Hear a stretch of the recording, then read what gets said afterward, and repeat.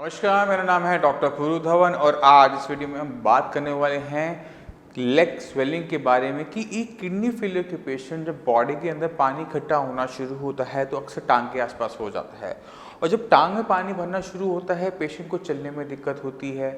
तो इस दिक्कत को कैसे हम सॉल्व कर सकते हैं, क्या क्या चीज़ हमें ध्यान रखनी चाहिए, कितना पानी पीना चाहिए और कैसे हम किडनी की फंक्शनिंग को बढ़ाकर बॉडी के अंदर पानी की अमाउंट को रेगुलेट कर सकते हैं, ये सब कुछ हम जानेंगे इस वीडियो के अंदर। किसी भी किडनी फेलियर के पेशेंट के अंदर दोनों लेग्स के अंदर स्वेलिंग तब आ रही होती है जब हमारी किडनी पानी को सही तरीके से रेगुलेट ना कर पा रही हो, सही तरीके से निकाल ना पा रही हो। तो क्या होता है कि पानी जब प्रॉपर अमाउंट में निकला नहीं, आपने पिया ज़्यादा और निकला कम, तो अक्सर पानी आपकी टांगों के आसपास भरता हुआ आपको नजर आ जाता है। ये जो भरता हुआ पानी होता है इसे हम फ्लूइड ओवरलोड भी कहते हैं कि बॉडी के अंदर पानी की अमाउंट ज़्यादा हो गई। अब इससे कुछ नुकसान भी है, ये न सिर्फ आपको चलने में मुश्किल करता है बल्कि वाटर की बॉडी में ज़्यादा होने की वजह से आपका ब्लड प्रेशर भी ज़्यादा बना रहता है। तो इस पानी को बॉडी से निकालना बहुत ज़्यादा ज़रूरी होता है।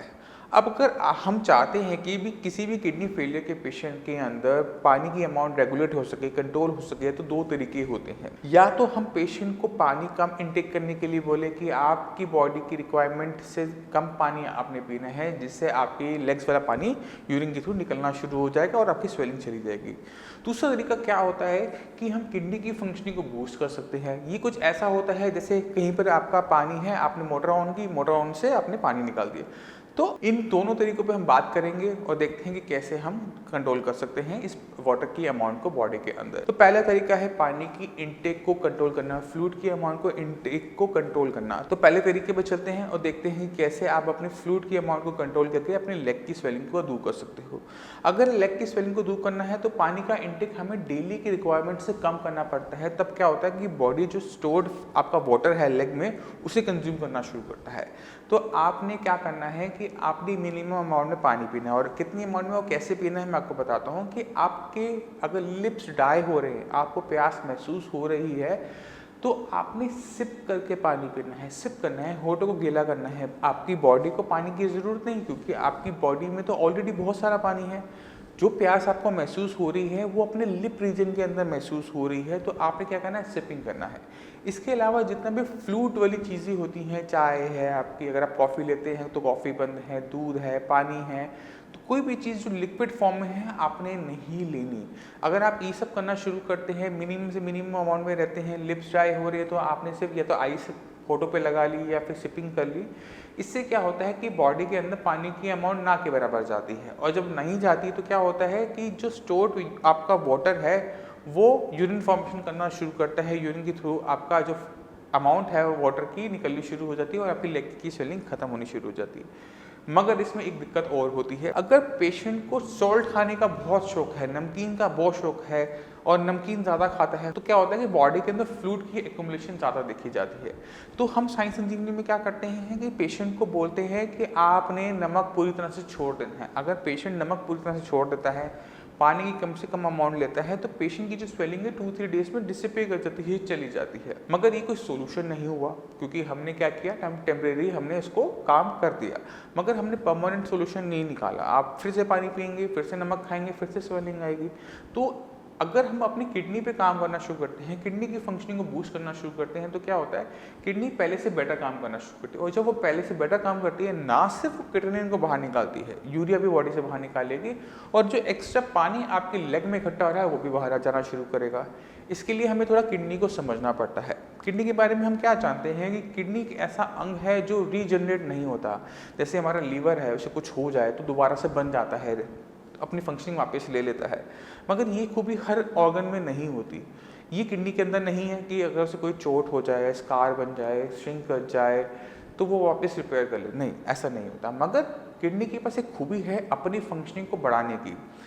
आप इसको इस तरह से समझिए कि अगर एक पेशेंट अपनी किडनी दूसरे पेशेंट को देता है, उसके पास एक किडनी हो जाती है। अब वो सिंगल किडनी पेशेंट पूरी बॉडी को संभाल लेता है, एक किडनी संभाल लेती है। ये इसलिए हो पाता है क्योंकि किडनी के पास काबिलियत है अपने फंक्शंस को बढ़ाने की, कार्य करने की क्षमता बढ़ाने की।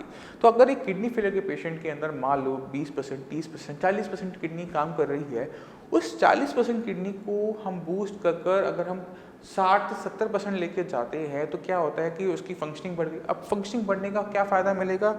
आपके लेग्स में जो पानी स्वेल इकट्ठा हो रहा है वो निकलना शुरू हो जाएगा।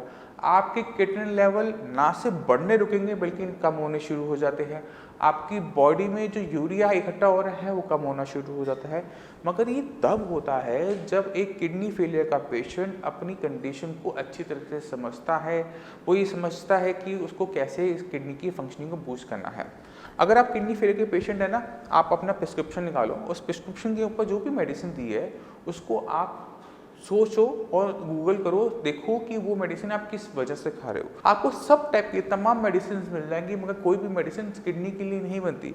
आपको मेडिसिन मिल जाएगी आपके बीपी की, शुगर की, कोलेस्ट्रॉल की, विटामिन डी मिल जाएगा, कैल्शियम मिल जाएगा, आपको डायबिटिक्स मिल जाएंगी, बट कोई भी ऐसी मेडिसिन नहीं मिलती जो किडनी की फंक्शनिंग को बढ़ाने के लिए या उसको मेंटेन करने के लिए दी जाती हो।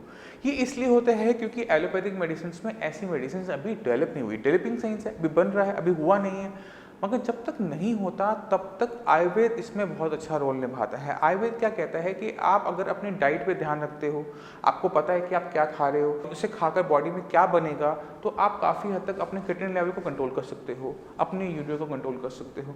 उसके बाद अगर आप अपनी किडनी पे ध्यान देना शुरू करते हो, किडनी की फंक्शनिंग को बूस्ट करते हो, तो रिजल्ट क्या होता है कि जो बॉडी में टॉक्सिक मटेरियल आपका इकट्ठा हो रहा है वो निकलना शुरू हो जाता है। ना सिर्फ वाटर बाहर जाएगा, क्रिएटिनिन बाहर जाएगा, यूरिया बाहर जाएगा, पोटेशियम कंट्रोल में रहेगा। तो हमें क्या करना है, हमें अपनी किडनी की फंक्शनिंग पे ध्यान देना है कि किडनी की फंक्शनिंग कैसी बढ़ाई जाए, कैसे अपना जीएफआर बढ़ाया जाए, कैसे क्रिएटिनिन को डाउन लिया जाए। तो ये सब करने के लिए साइंस इंजीनियरिंग आप सभी की मदद करता है। अगर आपके माइंड में कोई भी डाउट हो, कुछ भी पूछना चाहते हो, तो साइंस इंजीनियरिंग के डॉक्टर से आप फ्री ऑफ कॉस्ट कंसल्टेशन दे सकते हो। उसके लिए नंबर आपको नीचे दे रखा है, आप अपॉइंटमेंट लेकर मुझसे भी आकर मिल सकते हो। आप हमारी साइट saikindicate.com पर जाकर भी किडनी फेलियर से रिलेटेड और वीडियोस भी देख सकते हो, पेशेंट्स के रिजल्ट्स भी देख सकते हो, उनकी रिपोर्ट्स भी देख सकते हो, उनकी वीडियोस भी सुन सकते हो। फिर भी आपके माइंड में कोई भी डाउट हो, कुछ भी पूछना चाहते हो, तो नीचे कमेंट सेक्शन में कमेंट कर भी आप हमें अच्छा बुरा बता सकते हैं। आप इसी के साथ हमें चलने की आज्ञा दीजिए। मिलते हैं अगली वीडियो में, तब तक के लिए धन्यवाद।